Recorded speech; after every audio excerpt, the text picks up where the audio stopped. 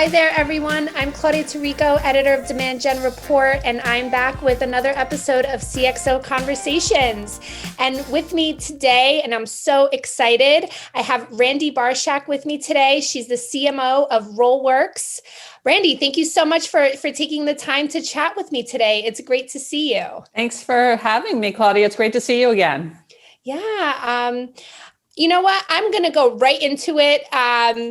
Randi, you actually wrote a really great blog post sometime last year about what marriage, and you were married for last year, 21 years. So I'm assuming coming up 22 years. In a few more weeks. Yep. Yeah, hopefully. Yeah. We make it.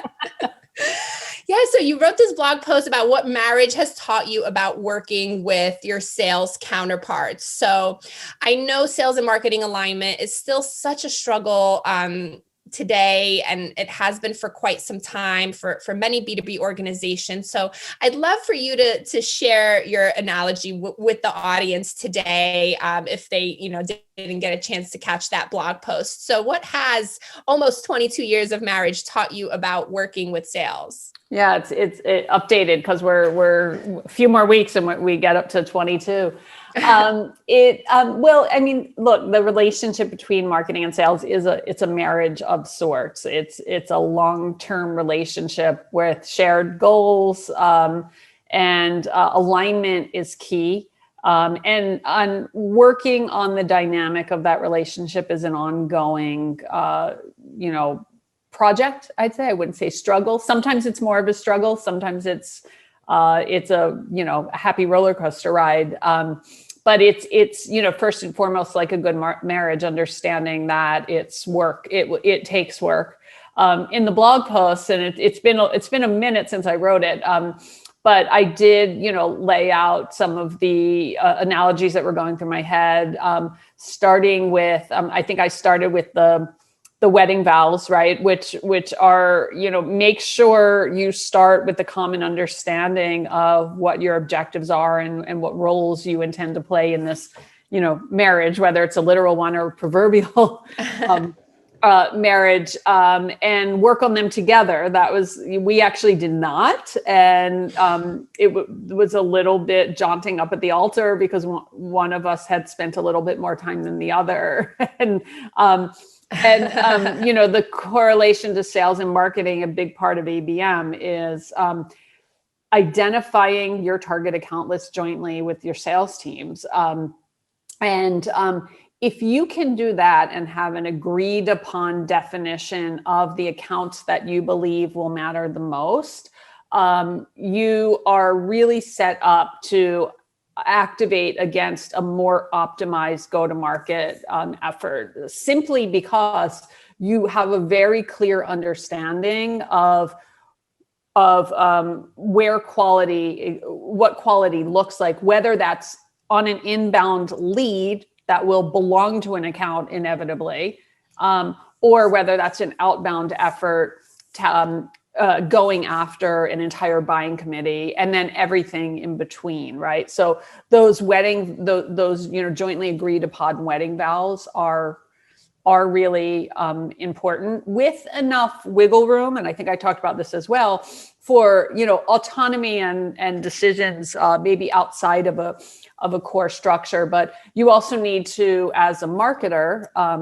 know when to say, okay, I might not fully agree with this, but sales, after all, has to be the one to land the account and sign the deal. So I'll let sales sort of make the final call in terms of prioritization or how we're ranking this. And then we can iterate based on the results in the data that we're seeing. So I think that was, again, there are multiple parts, but that was one that stuck out from the post. Yeah, I'll be sure to link to the actual blog post when we publish this video so everyone can definitely catch the entire story, because it's really a great read. But going back to the quote unquote struggle, you've touched on it a little bit, but I wanted to dive deeper and get your perspective on why do you think it's such an ongoing and such a challenging thing day in and day out? And how have these challenges accelerated during these, social distancing norms and this digital first, all virtual world. Why is sales and marketing alignment still so challenging? Well, and I would say I'll talk about the new normal in a second. I think I've been in a number of organizations through my career, and sometimes it's more challenging than others. The times I find when it's less challenging and maybe even quite fulfilling is when the departments are able to transcend the swim lane that they're in and look at the full relay race. I guess that's a good analogy, right? And understand that sales or marketing and even customer success are jointly going after full acquisition cycles, whether that's from very, awareness, even like pre-funnel, all the way down to renewal, right? And the more you kind of look at yourself as a piece of mechanism or a partner in the marriage, and align your goals with the ultimate outcome, the more likely you are to have a good relationship. It often comes to when you go through times of challenge or when you're not hitting your numbers, there's that tendency to kind of look around and say, it wasn't me, it's got to be over here. I think more mature marketing teams actually say, what did we do wrong, right? Maybe we hit all of our numbers, but maybe we hit all of our numbers and the quality wasn't there, right? And so you should blame yourself first and kind of look inwardly. Maybe we hit all our numbers and the quality was there, but we over-indexed on that and we didn't have the training or enablement that allowed our sellers, our sales team to have the talking points to close the deals because we kind of were over-indexed on generating demand. So it doesn't mean it's always marketing's fault or always sales fault, but the tendency to finger point is, I think, a natural human tendency. The other thing, this maybe is somewhat controversial, and I talked about this recently in another webinar I was on, is the frameworks actually set us up for, I don't want to say for tension, right? And healthy tension is always great. You always want to be challenging yourself, and sometimes it takes people that are dependent on you to be able to challenge yourself. But I talked about being in a board meeting once and almost getting kicked out because a board member just kept hounding me of asking about the opportunities we're creating. Were they sales generated or were they marketing generated? And I said, look, we found this sweet spot where we're working them together. This is before account-based was more of a thing. And I said, so we really don't care. I don't care who gets credit. We did this part. Our SDR team did that part. And this is where we're finding a sweet spot. And this board member kept pounding me well, it's got to be either sales generated or, there's this dividing line and it either comes from marketing or it comes from sales and one of you gets credit. And it was really disheartening because we were focused, and that was the situation actually where our marketing team had a really good relationship with the sales team, particularly the SDR team. And we were so jointly focused on generating opportunities that we really didn't care where it came from. Marketing was running campaigns and SDRs were heavily following up. And what's great now is when I see teams talking about account-based, it's not sort of this linear handoff of the baton in the relay race, but there's actually a leg where you're jointly running together. It's a three-legged race, right? It's a true three-legged race. So I think that hopefully that will start to change some of those dynamics where you have that finger pointing where it's really more of it sounds very cliche, but more of a team effort. Yeah. Teamwork makes the dream work. Teamwork. Right? We actually say that. Yes. Teamwork makes the dream work. Our head of sales enablement says that all the time, actually. So I love it. So speaking of your head of sales and all of your colleagues over at RollWorks, especially during, this time, are there any specific things that you guys are doing to better collaborate in this day and age? Is there any advice or best practices that you could give our audience? Sure. And I don't know how unique this is. There is a lot of Slack going on, a lot. So Slack channel. What's your favorite Slack channel? Do you have a favorite? Well, I mean, the winning channel is probably my favorite. That's a great one. But I'd say my for fun one is Dogs of Next Roll. I mean, you've got to, whenever that's lit up, it's a really welcome. We have a kid one, we have a dog one. Now the winning channel is obviously the one that I like the most. A lot of one-on-one Slacks. So we do have a lot of collaboration through Slack. We as a company, we encourage video on during meetings.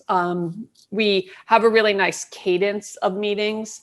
So I feel very connected to people, even more so I think than when we were office-based, because particularly with sales teams, they're spread out. And so you don't have that imbalance that you have where there's some people you see in the office and others that you don't. So that helps. And honestly, some of the channels that cross the boundaries into your personal life, like, if someone has a dog, I'm more likely to kind of have a glimpse of their life and know what's going on. We do a lot at the company. We'll do healthy selfie Fridays. So you see people out and about and encourage that. But there are multiple, from the business perspective, there's multiple channels set up very thoughtfully that have kind of work streams built within them. So there's a winning channel. There's a channel when we get appointments set up. There's a channel when customers go live. So when you follow all of these, you start to feel like you've got a good pulse of the business, even more so arguably than you would kind of around the water cooler. I do miss the water cooler, but I think we've had a good sense of that. We've also done, we just did our revenue kickoff, and then we did, actually it's called Teamworks in the summer. So we've done 2 virtual trainings with the whole team, and they've been run really well. There was a lot of like collaboration within the events, and I know a lot of us are feeling the pain of that right now. Virtual, SKOs. But the team at RollWorks did a really good job of putting them together. So we all felt connected and had many breakout sessions and opportunities to interact. I love that.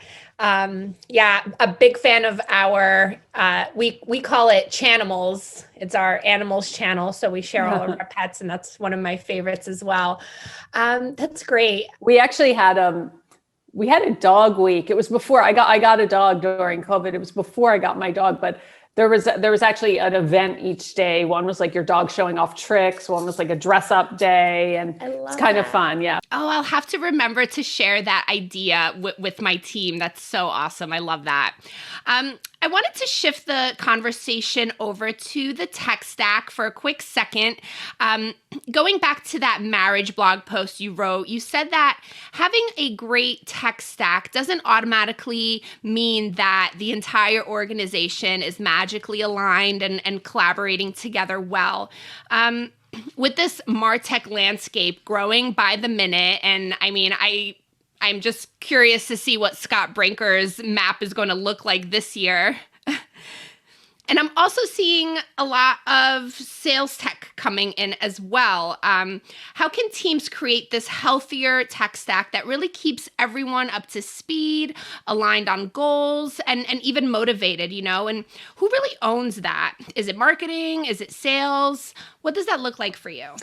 Okay. So multiple thoughts. And actually, before I start, we do have a Rev Ops team. And I think that is a trend we're going to see more and more is Rev Ops owning the stack, in a very collaborative way. We're really fortunate in the way we have it set up. Rev Ops is sort of the perfect balance of, feeling like a service organization for us as a marketing team, but they also are driving quite a bit of the strategy. So it's a really hard balance, particularly when you have seasoned marketers, to have RevOps live somewhere else and not feel like they're kind of coming in like a school marm telling you how things should be run. So again, that's another area where having a really healthy partnership can really be advantageous. So we are really fortunate. And again, that's something we see quite a bit. The thing I wrote about in the blog post, and I'm sure we all have friends, I think, who have that spouse that's all about the big romantic gestures and overtures of, here I come with an armful of red roses and here's the champagne. And usually those are the worst marriages you see, right? It's sort of the right, out of the Hallmark commercial. And I see that in marketing orgs all the time, where it's about checking the box and buying a certain piece of technology, but not with the heart of what am I really trying to do, right? And it's about, when I've interviewed people to come work on the team, one of the kind of sniff tests that I run people through is trying to make sure that these aren't people that are thinking about the technology first and their problems second, right? So they're not setting up their processes based on what X, Y, or Z piece of technology says they should be doing or the out-of-box functionality is, but really thinking about the business problems unique to your business and then what you need to do to get there and intentionally choosing a stack. So I've seen bad marketing and sales processes multiple times, either at companies I've been working with or companies I've been working for, simply because there's this like tendency to just sort of follow the book rather than look at the book, use it as a guide, adapt it to what I need.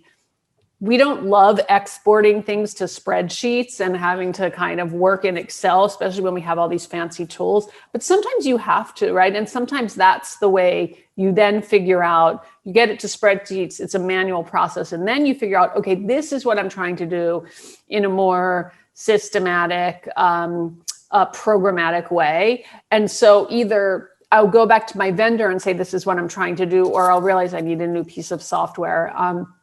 And so that was the analogy I remember making in the blog post, that sometimes that critical thinking is missing in orgs, and also when you get that, you oftentimes can take the tools that are available and find really creative things and ways to use them. And that's when it gets really fun, when you really push the boundaries. And it's a great thing for both the user and the provider of those tools. Yeah, I feel like we definitely saw a lot of that last year during the pandemic. Budgets were being cut and all that. Even teams might have gotten smaller. But people were getting just so creative with what they had, and it was really great to see. So that was one of my, favorite things to see from marketers over the past year. And, of course, ABM really shined in 2020. Our research shows that, more organizations are really doubling down on ABM, and obviously for good reason, right? And, of course, RollWorks is one of the top ABM players in the space. And I also really love specifically that you guys have been very vocal about the fact that ABM isn't just for big enterprise teams with tons of money and, large organizations and things like that. It could really work for companies of all shapes and sizes, right? So what would you say to those that still think that they can't do ABM because they don't have the team or the budget? What would you say to them?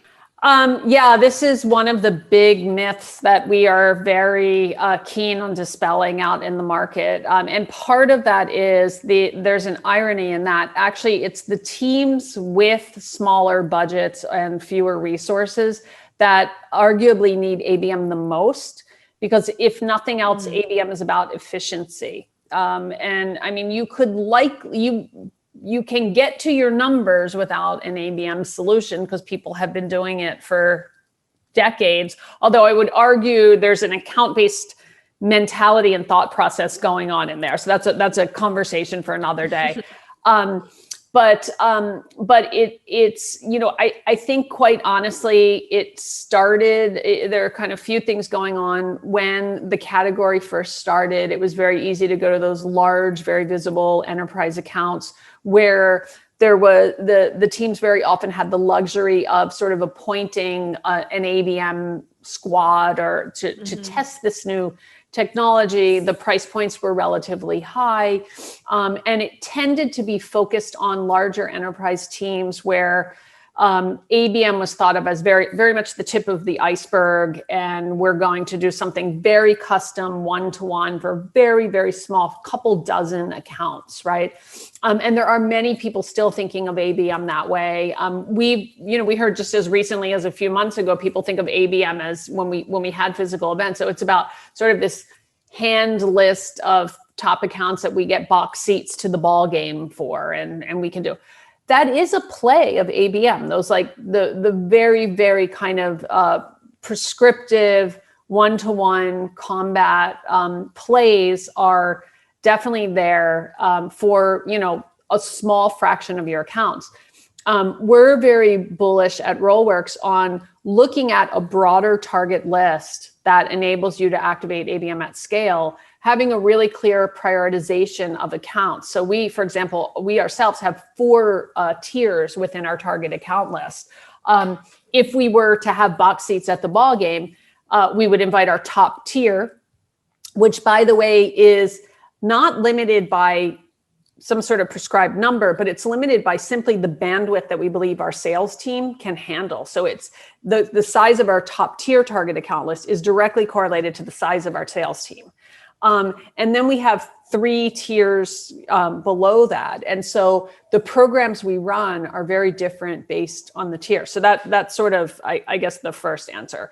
I know you're asking about small teams. So the irony is, if you have that clear prioritization of the accounts that matter the most to you, the accounts that are going to bring the most business or profitability to your company, it can help you fine tune and be more economical with your efforts. So here's an example, Klaudia. We have cut down on the number of required inbound leads by, I want to say about 40%. It's sort of going down and then growing as we grow. Even though the number of appointments and opportunities we need to be feeding has grown dramatically. And that's simply because we've taken an account-based strategy even to our inbound. And we've said we're going to try to generate inbound activities that focus on target accounts. So even when we do something like syndicate a piece of content, we'll go out to the vendors and we'll say, we want to syndicate this out, but here's the accounts we'd like to see leads coming in from. And we're getting fewer, but higher qualified, more relevant accounts. So it's almost like a pre-filter. And so we have we're able to run fewer programs, get higher ROI. And so we reduce our efforts. We reduce our overall cost to the ROI. We're paying more per lead, but and then we're not also burdening our SDRs with leads that aren't worth following up on. So it's you think of something like that as not really being account based, but it's very account based in my opinion. It's just you're using the account as the filter and then following up, and then we tie that into other account based strategies.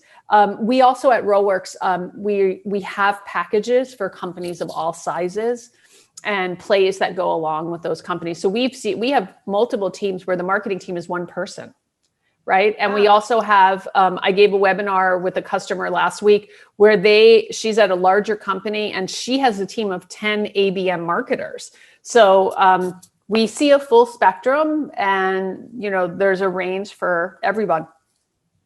That's great, Randi. I'm going to go shift the conversation again because the title of the series is CXO Conversations, and I always like to ask my guests, what types of conversations are you having with other CMOs or marketing leaders in the space?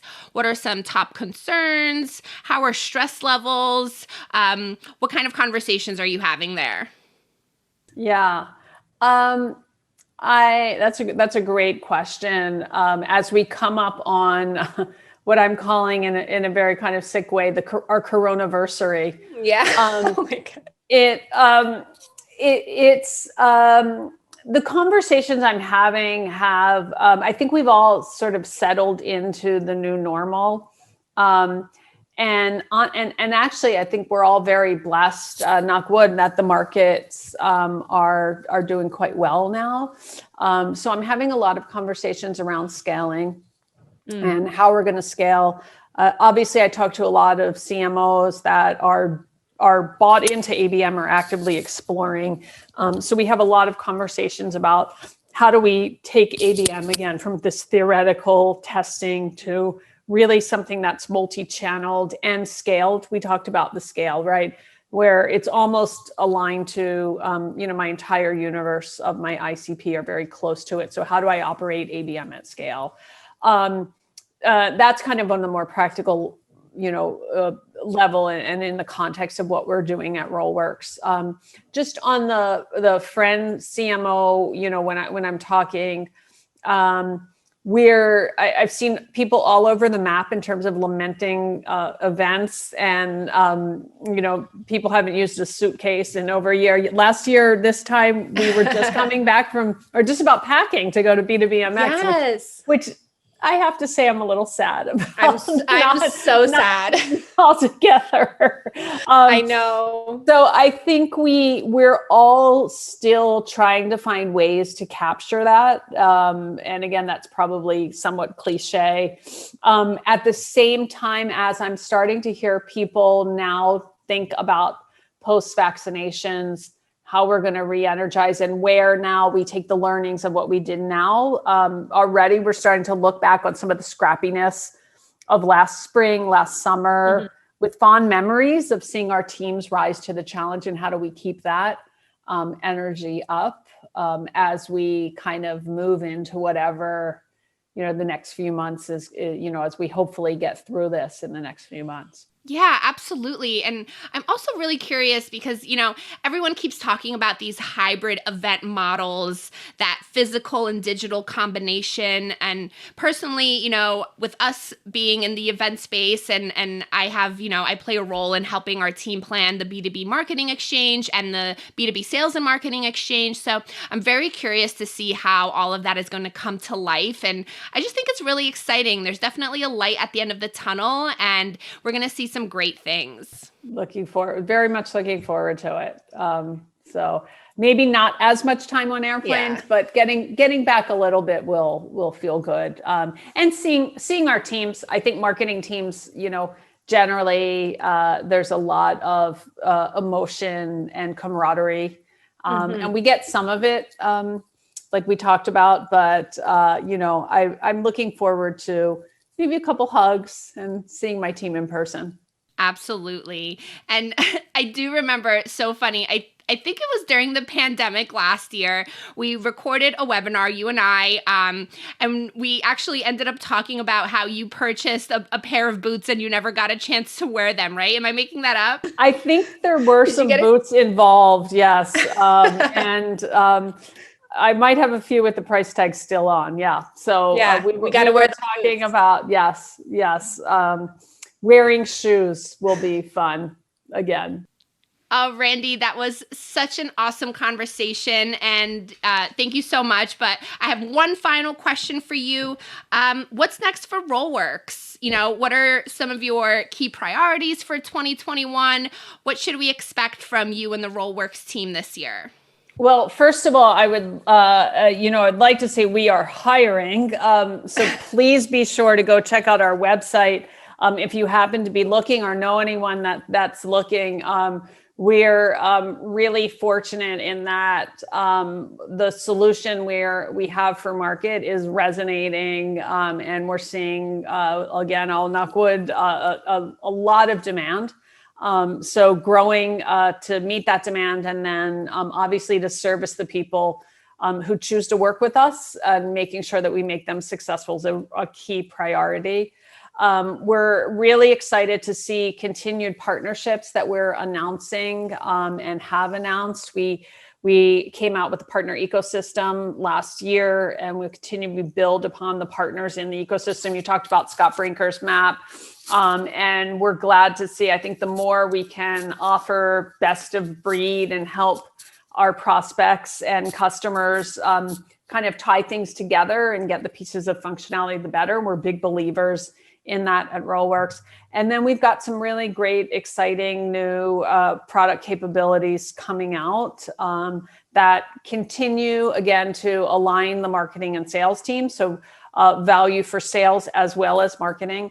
And that will continue to iterate on the strength of having an account-based measurement mentality and being able to run some account-based strategies. So stay tuned, keep in touch. We've got, exciting things coming. Awesome. And, we will obviously be in touch since RollWorks is such a great partner of ours. And it's always a pleasure working with you all. Randi, thank you so much again for this awesome conversation. I know you are a busy woman, so I appreciate you taking the time. And thank you to everyone watching. If you enjoyed this episode, let us know on social media. You could share any feedback you have. My Twitter handle is @Klaudia Tirico. Demand Gen Report's Twitter handle is @DG_report. So definitely find us on Twitter and even on LinkedIn as well. And also don't forget to hit that like button, subscribe to our channel so you could stay up to date on all of the latest episodes, just like this video. Finally, if you know someone or if you are someone who wants to be featured on the CXO Conversation series, drop a comment below, hit me up on Twitter, and we will take it from there. Thank you again, everyone, for taking the time to watch this episode. Take care.